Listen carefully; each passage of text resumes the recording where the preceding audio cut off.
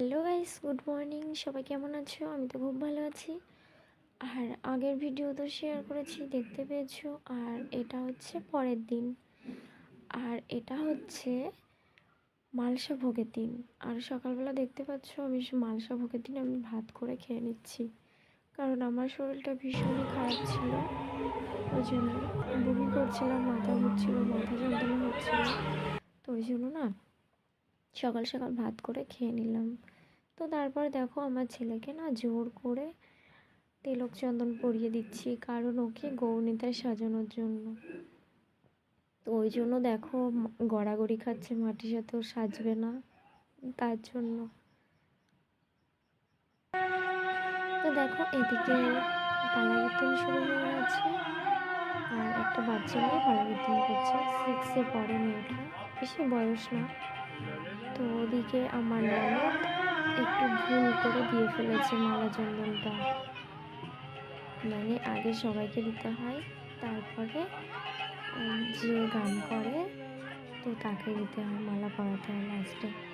তো ওটা ভুল করে ফেলেছে, তাই সব আলোচনা হচ্ছে। তো যাই হোক, আমি দাঁড়িয়ে দাঁড়িয়ে মালা দিচ্ছি আর ননদে দিচ্ছে, মানে ননদের হাতে দিচ্ছি আমি আর ননদে দিচ্ছে। তো এই পালা কীর্তনটা শেষ হবে, তারপরে নগর থেকে আসবে। তারপর নগর থেকে আসার পর তো তারপর মালসা ভোগের গান আরম্ভ হবে। আর আমার তো ভীষণ শরীর খারাপ, আমি তাও আছি। এবার কি বলতো, কাজকর্ম তো করতেই হয়, তো আমি কিছুই করতে পারছি না। অনেকে অনেক কথা বলছে। তো যাই হোক, ভীষণই শরীর খারাপ ছিল।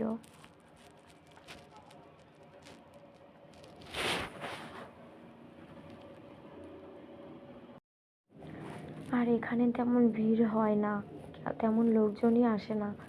তো পালা কীর্তনের সময় একটু লোকজন হয়, তো দেখতেই পাচ্ছ ভালোই লোকজন হয়েছে। আর যখন হরে কৃষ্ণ গান হচ্ছিল, যখন ছেড়েছিলাম, তো তখন দেখেছিলে কেউ ছিল না, কারণ একটু ওই পালা কীর্তন যখন হয় তখনই একটু লোক হয়।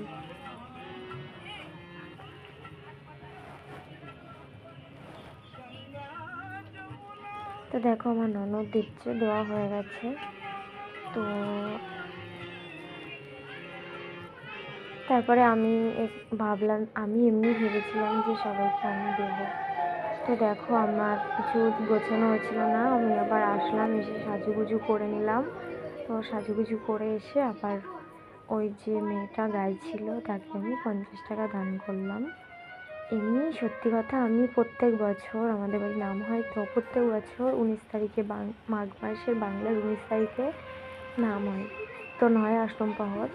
তো আমি প্রত্যেক বছরে পালা কীর্তন হয়, 2টো করে পালা কীর্তন ওঠে। তো আমি 50 টাকা পারলে 100 টাকা পারলে আমি যাই হোক দিয়ে আসি। তো দেখো মেয়েটাকে আমি দিয়ে আসার পরে আমি ভাবলাম যে মা, আমি তো তাদেরকে প্রণাম করলাম না, তাই আমি আবার গেলাম প্রণাম করতে। আসলে কি বলতো, ভুলে যাই, এইসব তো কিছু করা নেই। এই প্রথম ধরো করা হয়, শ্বশুরবাড়িতে নাম হয়, তো আগে থেকে তো এসব কিছুই জানা নেই, ধরো করা নেই। তো যাই হোক, আমি ওই সাইডে গিয়ে বসলাম, আর ক্যামেরাটা আমার ননদ করছিল, তো ওই জন্য আমার কাছে গিয়ে আবার ধরছে, আর আমি তখন হাসছি। তো দেখো পালা কীর্তন শেষ হয়ে গেল, তো সবাই মিলে একটু প্রণাম করছে, আমিও মেয়েটার সাথে একটু নাচ করলাম।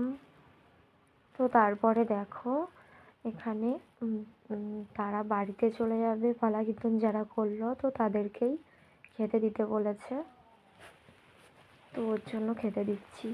আর একটা কথা কি জানো বন্ধুরা, আমি না এই যে এখানে চুল ছেড়ে দিচ্ছি, তো ওই জন্য পরে অনেক অনেক কথা উঠেছে এই কথা নিয়ে, মানে এই যে চুল ছেড়ে খেতে দিচ্ছি, তো উঠেছে কথা। আমার শাশুড়ি হয়তো বলেছে যে এরকম চুল ছেড়ে খেতে দিচ্ছে, চুল পড়বে, চুল পড়েছে কার পাতে, আমি তো সব কিছুই জানি না, তবে কথা উঠেছে। তো যাই হোক, নগর থেকে চলে এসছে। আমার ছেলে সেজেছে দেখো, আর পাশে একটা ছেলে যে সেজেছিল। দেখো নগর থেকে চলে আসার পর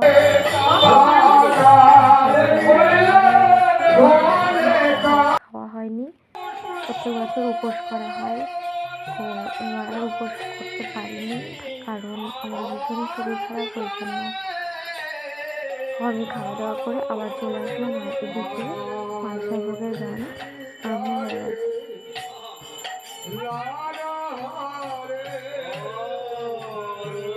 তো দেখো মালসা ভোগের গান আরম্ভ হচ্ছে, আর ওদিকে এক্ষুনি তুলসী মন্দিরের পাশ দিয়ে ঘুরবে, তো আমিও একটু ঘুরবো।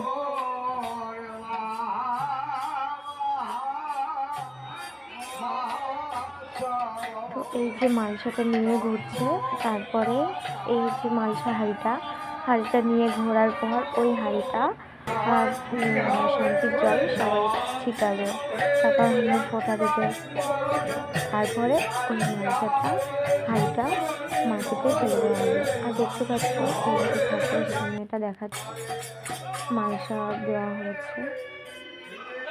দেখো গঙ্গা জল ছিটাচ্ছে, এবার আমি একটু ঘুরে নিয়ে নিলাম।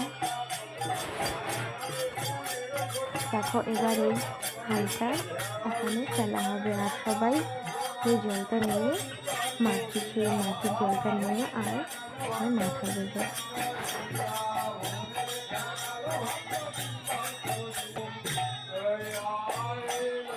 কীর্তনের এটাই নিয়ম, লাস্টে এটা মালসা ভোগ যাকে বলে, ওই জন্য মালসাটা খাবে না।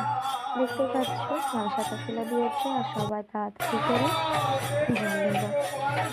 তো আমি একটু নিলাম। তারপর দেখো আমার ভাসুর বাতাসা ছিটাচ্ছে, আর এদিকে মালসাটা তুলছে। তো মালসাটাও তোলা হয়ে গেল।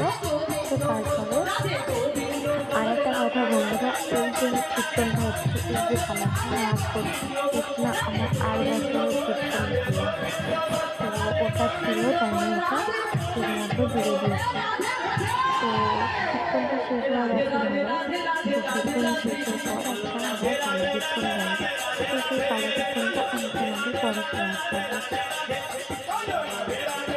আর দেখো এইটুকু এই কালী কীর্তনটা, এটা হচ্ছে আর বছরে এই বইটা কালী কীর্তন করেছিল। দেখতে পাচ্ছি আমি নাচ করছি, আর দেখো আমি একটা লাল শাড়ি পরেছিলাম আর বছরে, যেহেতু আমার মনে ছিল না, এই ভিডিওটা দেখে মনে পড়লো। আর দেখো আমি